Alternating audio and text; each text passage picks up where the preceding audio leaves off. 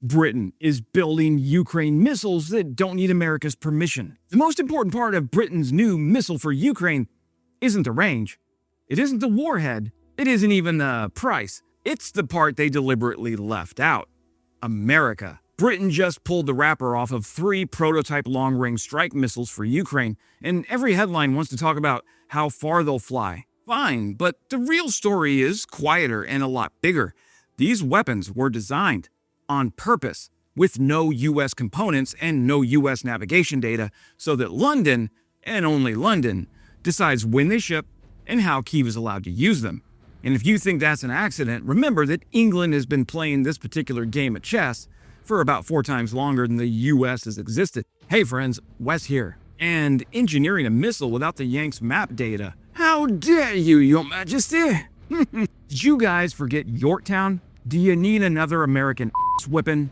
You'll be back, soon you'll see. Sorry, Brits. I don't know what's come over me. It's America's 250th birthday. I just feel like grabbing a musket for some reason and hunting some redcoats. It'll pass. Here's what every headline about this story got wrong. They covered it as an armaments announcement. Range figures, warhead weight, price per unit. What they missed is the doctrine underneath it. Europe has spent 30 years assuming that a missile built in Europe was a missile Europe controlled. But Project Breakstop exists in the UK because that assumption was always wrong, and Ukraine's war finally made the wrongness undeniable.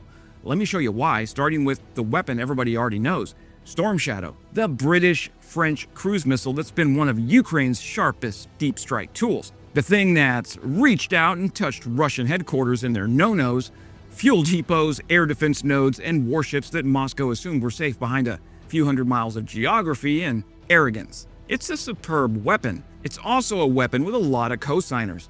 Multinational parts, shared data, export controls, and a US government that can still lean on what a supposedly European missile is allowed to do. So here's the problem. The missile is European, but the permission to use it isn't always. This new effort is called Project Breakstop. The UK Ministry of Defense kicked it off in late 2024 through a unit called Task Force Kindred, and the goal was blunt: build a cheap, ground-launched strike missile that can reach well past 500 kilometers carrying a 225-kilo warhead. 27 companies showed interest, 3 made the final cut. All 3 got test-fired at an MOD range in Scotland over the winter, and the whole thing just went public this June. The requirements tell you everything about the intent. Target price around £400,000 per missile without the warhead, speed over 600 kilometers per hour, the ability to crank out at least 20 a month within months of an order. But the rule that matters, the one driving the entire program, is the hard one. No US components, no US navigation data, so that Britain keeps sovereign control over where these things go and what they're allowed to hit. Here's the analogy I keep coming back to. Storm Shadow is the expensive surgical scalpel. Breakstop is Britain building Ukraine a whole drawer full of cheap, sharp, reliable knives. Now, why does the American connection matter so much? Well, because it lives inside the guidance system. And this is the genuinely clever part. A cruise missile like Storm Shadow doesn't just trust GPS, because Russia jams GPS across the entire front every single day. Instead, it flies low, and it reads the actual ground underneath it. The system uses a downward-pointing radar to measure the rise and fall of the land, the ridge lines, the valleys, the riverbanks, and it compares that live profile against a detailed 3D elevation map stored inside its memory before launch. Every time the real terrain matches the remembered map, the missile re-anchors itself and erases the small navigational drift that builds up over a distance.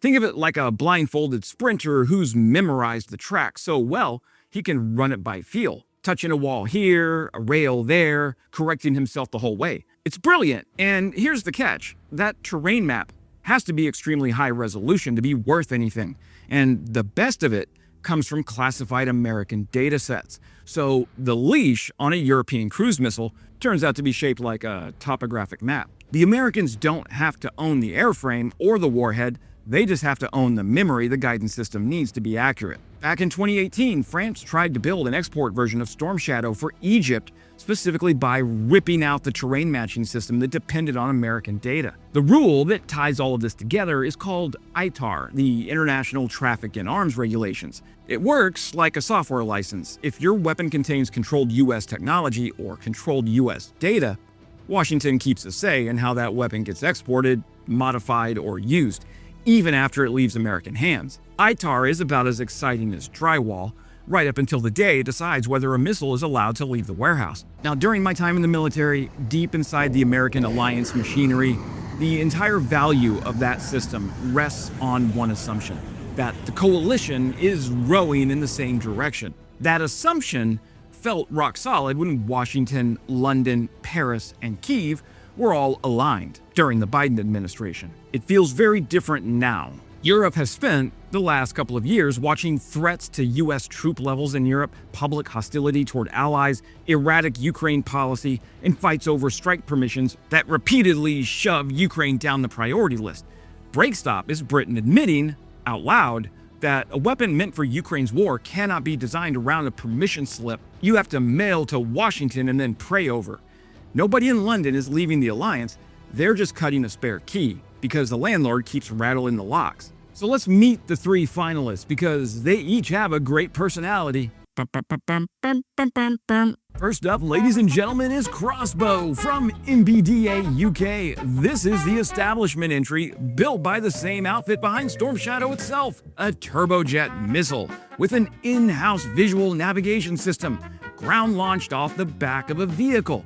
MBDA is the pedigree play. They've done this before, and Crossbow went from design to flight test in about 9 months, which for a missile program is roughly the speed of light. Our second contestant, Tiger Shark from MGI Engineering. This is my favorite story of the three. MGI is an Oxfordshire firm founded by a former Formula One technical director, and Breakstop is their first defense contract. They brought motorsport composite materials and a fast prototyping racing culture to the problem. And the navigation package comes from Auterion, a German-American firm that says neither the guidance nor the underlying data is American. It's the insurgent entry, betting that a race car engineering tempo can outrun the traditional defense giants. Let's see if they're right, Dick. And our third and final contestant, Skylance from Rotron Aerospace. This is the propeller-driven endurance option, trading top speed for long range at low cost. It sits closer to the cruise drone end of the family. Let's call it a long-range flying lawnmower with considerably better manners. It's the kind of missile you want to bring home to meet mom and dad. Which one, Dick, is our most eligible missile? Oh, we're not making that decision right now? Okay. And here's the news that broke just after the reveal. The MOD didn't pick a single winner. It handed all three companies follow-on contracts worth around £15 million each to build 15 improved missiles apiece, plus launchers and support vehicles. So Britain is keeping all three knives in the drawer for now and letting them compete toward production by the end of the year, because here's the strategic logic, and it's the thing Ukraine has hammered into every Western planner. Storm Shadow is excellent, but you can't fight a multi-year war on silver bullets. The high-end stuff is expensive, slow to build, and wrapped in political strings. What Ukraine also needs is volume, more rounds, lower cost, simpler supply chains, and just enough range and accuracy to keep reaching refineries, rail nodes, command posts, weapons plants, magazine depth to keep the pressure on Putin. And that very magazine depth has become as decisive as how fancy any single round is. Ukraine needs a deep stack of merely good enough missiles, fired often enough that Russia keeps discovering that another place it assumed was safe wasn't. And Breakstop isn't even alone. It sits inside a whole task force kindred family. There's a sibling called Project Nightfall, a ground-launched ballistic missile the MOD specifically says carries minimal foreign export controls, built to shoot and scoot in heavy jamming. And there's Project Octopus, a cheap interceptor drone for knocking down Shaheds, which is a Ukrainian design that Kyiv agreed to share so Britain can mass produce it. Notice the pattern. Every single one of these is engineered around the same idea: capability that Britain and Ukraine can decide to use without phoning a friend. Now here's the painful irony that somebody should say out loud. While Europe sweats to build Ukraine-bound missiles with zero American parts, so Washington can't slow them down, investigators keep cracking open Russian missiles and drones and finding them stuffed with American microelectronics. A 2024 U.S. Senate report concluded that Russia's KH-101 cruise missiles essentially couldn't be built without electronics from American manufacturers. Export controls leak, middlemen are endlessly creative, and a global chip supply chain was never built to fight a sanctions war against a nuclear-armed kleptocracy with a friend in every gray market on the planet. So, strip away the prototypes and the press photos, and here's what Ukraine's war has forced Europe to relearn. A weapon is only truly yours if no one else controls its export, its data, its navigation, its spare parts, its software updates, or the political mood around its delivery. You can own the missile outright and still not own the decision to fire it. That sucks. And you can always tell real strategic autonomy from the press release kind. The real kind shows up on a parts list on the day an engineer deletes the U.S. controlled component, and the design still works without it. That's the whole ball game. And a missile with American parts can quietly become a missile with American politics inside of it. Breakstop is Britain trying to build a missile with the politics left out, which means the next procurement question across Europe won't be how far does it fly or how much does it cost. It'll be this: who besides the U.S. can stop us from using it? Britain has decided to stop waiting for someone else to answer that question. That's it for today, my friends. If this kind of breakdown is useful to you, 3 quick things. Join the channel membership for about £3 a month, and it helps keeps these lights on. If that's too much of a commitment, no problem. Hit subscribe so the algorithm stops treating you like a stranger. It's free. And the QR code on the screen takes you to my Substack, which is where the long-form articles and analysis lives. It's also at weslodonald.com. And as always, glory to Ukraine. Glory to the heroes. Crimea is Ukraine. I am not throwing away my shot.